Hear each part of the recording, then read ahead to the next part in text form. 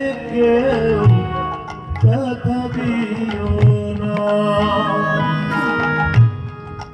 মায়ের তরে কেউ ব্যথা দিও না। সে মায়ের অন্তরে কেউ ব্যথা দিও না। আতুর ঘরে মাঝে আমার দুধ খাওয়াতো মুখে, আশার আলো দেখিয়েছিল জড়িয়ে ধরে বুকে।